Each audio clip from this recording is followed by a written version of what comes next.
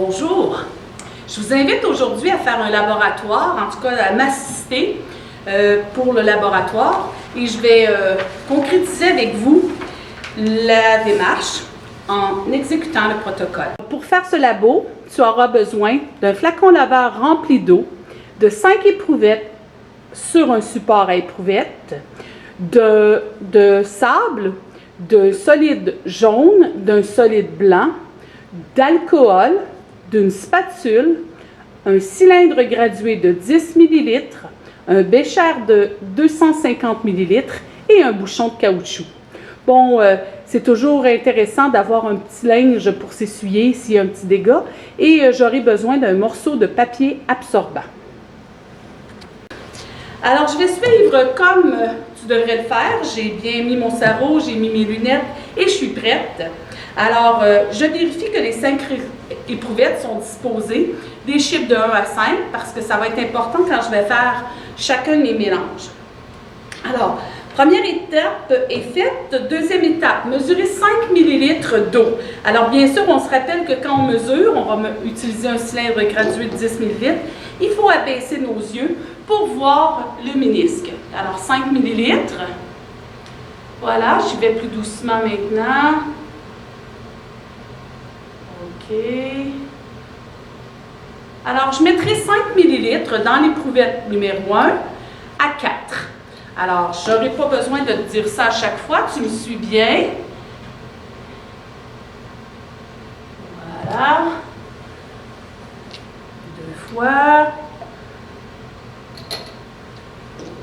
On y va pour une 3e fois.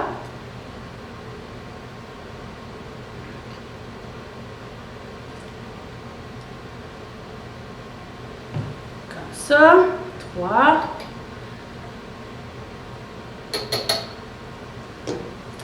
Et une dernière fois dans l'éprouvette numéro 4. Voilà.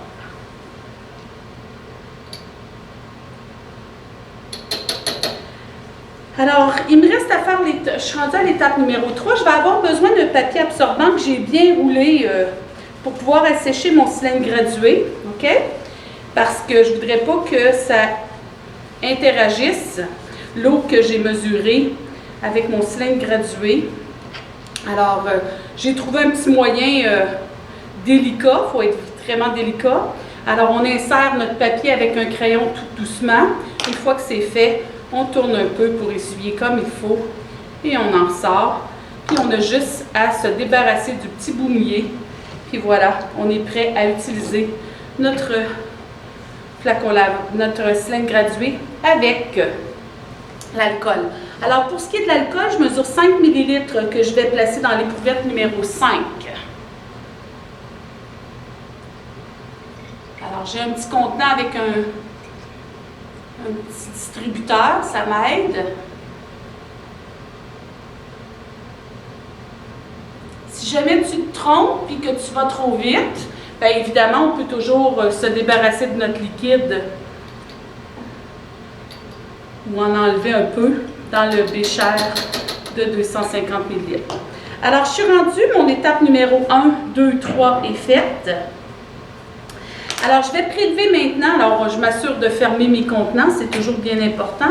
Je vais m'assurer, avec la spatule, de prélever une petite quantité de solide jaune que je vais placer dans l'éprouvette numéro 1 et 5. Alors, comme tu peux voir, j'en mets une petite quantité dans l'éprouvette 1 et dans l'éprouvette 5. Voilà, je referme mon contenant. Je m'assure d'essuyer ma spatule pour ne pas faire interagir quelque chose d'autre. Là, je suis rendue à l'étape numéro 5. Prélever à l'aide d'une spatule une petite quantité de solide blanc que je mettrai dans l'éprouvette 2. Alors, éprouvette 2, un bout de spatule. On y va avec le bout pointu. C'est plus facile à prélever. Et là, je suis rendue à l'étape numéro 6. Même chose, je prélève avec la spatule une quantité de sable. Alors, avec le bout pointu que je placerai dans mon éprouvette 3.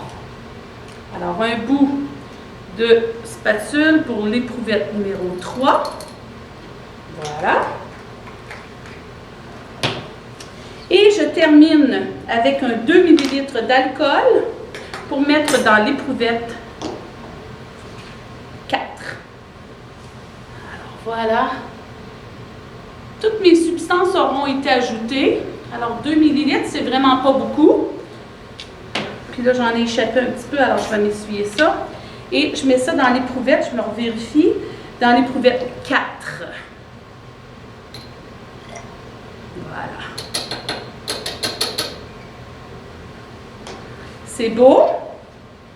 Alors, il me reste à finaliser mes mélanges. Bien sûr, je vais utiliser un bouchon de caoutchouc que je vais placer sur la première éprouvette. Je m'assure de l'insérer assez loin pour que ça tienne bien, mais je le tiens bien aussi avec mes doigts et avec mon doigt par-dessus. Et là, je vais renverser 4 fois aller-retour. Alors, 1 fois, 2 fois, 3 fois, 4 fois. Alors, habituellement, je peux regarder comme il faut, là, mais habituellement, c'est suffisant. Là, c'est important que quand on ôte le bouchon, qu'on y aille doucement, délicatement, pour ne pas casser la tétropouvette, et en même temps aussi pour s'assurer que ça ne nous vole pas dans le visage.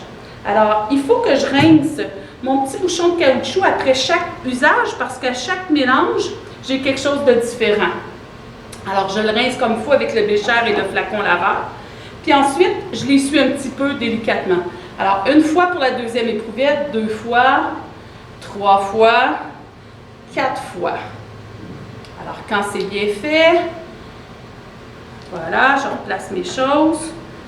Je m'assure d'être minutieuse et d'essuyer comme il faut à la suite. Je suis rendue à mon éprouvette numéro 3. Alors là, je vais insérer 1 fois, 2 fois, 3 fois, 4 fois. Voilà. Tout va bien jusqu'à maintenant. On est rendu à l'éprouvette numéro 4. Comme tu peux voir, on peut déjà voir, en tout cas, on peut déjà suspecter quels mélanges seront homogènes et quels mélanges seront hétérogènes. C'est important de faire les choses convenablement. On rince à nouveau pour une dernière fois, donc ça va être l'avant-dernière.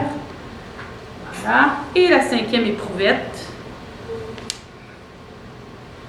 1 fois, 2 fois, 3 fois, 4 fois.